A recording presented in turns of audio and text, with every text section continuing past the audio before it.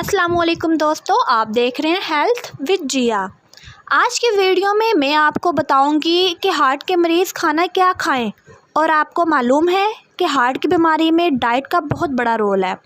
Heart کی بیماری پوری دنیا میں سب سے زیادہ پھیلنے والی واحد بیماری ہے، اور یہ بیماری صرف غلط ڈائٹ کی وجہ سے زیادہ پھیل رہی ہے، اور اگر یہ کھانا کنٹرول نہ کیا تو بلوکیج بڑھے گا اور ایک دن ہارٹ اٹیک بنے گا، اور جب ہارٹ اٹیک ہو جاتا ہے پھر ہمارے ہاتھ میں کچھ نہیں رہتا، ہارٹ ڈیمیج ہو جاتا ہے۔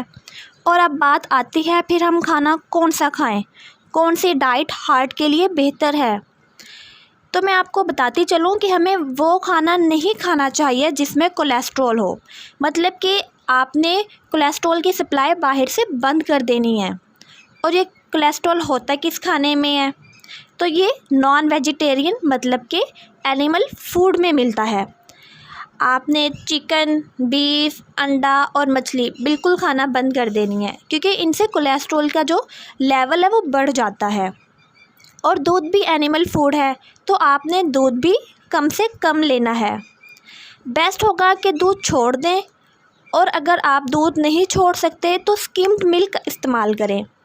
جس طرح کا بھی دودھ ہو، آپ نے فیٹ کو کم کر کے ہی لینا ہے۔ اور اگر ٹرائی گلیسیرائڈز بڑھا ہوا ہے آپ کا، تو آپ نے آئل کا استعمال بالکل بند کر دینا ہے۔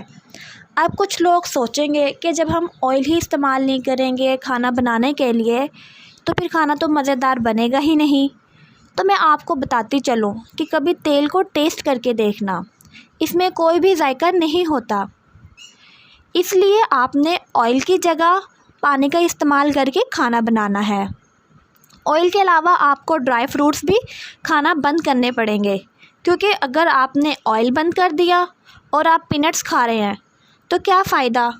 وہ تو آپ کی باڈی میں جانے کے بعد آئل ہی بن جانا ہے۔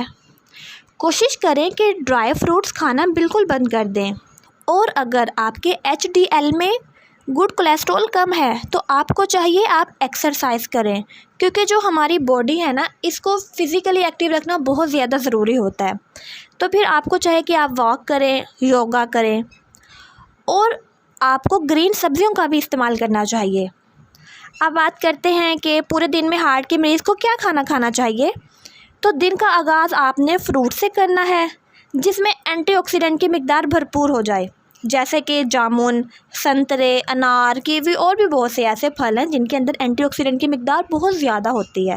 تو آپ نے ایسے فروٹس لینے ہیں، اور ایسے فروٹ سے آپ نے اوائڈ کرنا ہے جس کے اندر زیادہ چینی پائی جاتی ہے، جیسے کہ آم ہو گیا، کیلے ہیں، تو آپ نے یہ فروٹس نہیں لینے۔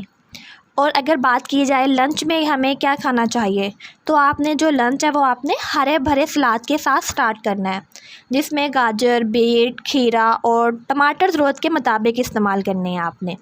اور جو روٹی اور سالن ہے وہ آپ کھا سکتے ہیں، آپ کوئی بھی اپنی من پسند کی سبزی کھا سکتے ہیں۔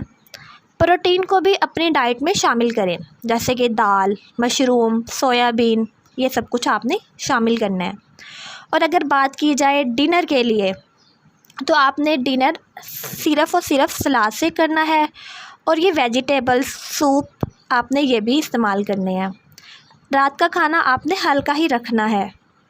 اور اگر ہم اب ایسی فوڈس کی بات کریں جو کہ ہارٹ پیشنٹ کے لیے سپر فوڈ کا کام کرتے ہیں، تو اس میں آتے ہیں بروکلی، لوکی، سویابین، سنترے، جامن، ٹماٹر، پالک، بین۔ یہ سارے کے سارے فوڈس ہارٹ کے مریضوں کے لیے سپر فوڈس کا کام کرتے ہیں۔ تو آپ نے جتنا ہو سکے یہ سارے کے سارے فوڈس اپنی ڈائٹ میں شامل کرنے ہیں، جتنا ہو سکے خود کو صحت مند رکھیں۔ اور اگر آپ کو کوئی اور انفارمیشن چاہیے تو آپ ہمیں کمنٹ سیکشن میں بتا سکتے ہیں، میں ایک پورا ڈائٹ پلان چارٹ آپ لوگوں کے لیے بنا کر ویڈیو اپلوڈ کر دوں گی۔